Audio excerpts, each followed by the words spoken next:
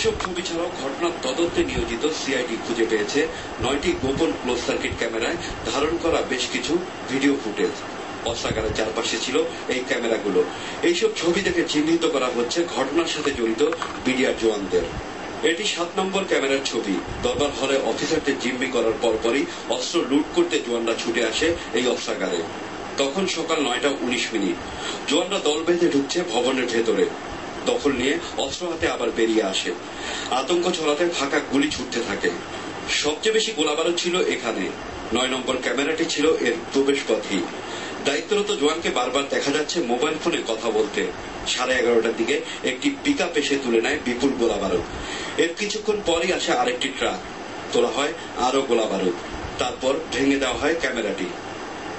সকাল 9:20 দিকে এক বেসামরিক ব্যক্তিকে অস্ত্রাগারের প্রধান ভবনে ঢুকতে দেখা যাচ্ছে। 5 নম্বর ক্যামেরার ছবি এটি। বেলা 11টা পর্যন্ত পাওয়া ছবিতে বিডিআর জওয়ানদের দফায় দফায় অস্ত্রাগারের ভেতরে ঢুকতে এবং বেরিয়ে যেতে দেখা গেছে। অনেকের মুখ ছিল কাপড়ে ঢাকা। গোলাবারুদের গুদামের আরেক পাশের ছবি পাওয়া গেছে 8 নম্বর ক্যামেরায়। দায়িত্বরত কর্মকর্তাকে ধরে গুদামের এই গেটে নিয়ে আসা হয়।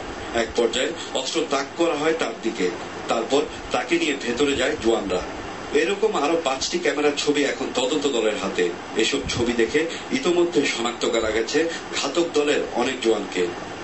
বদরুদ্দোজা বাবু, এনটিভি নিউজ, ঢাকা।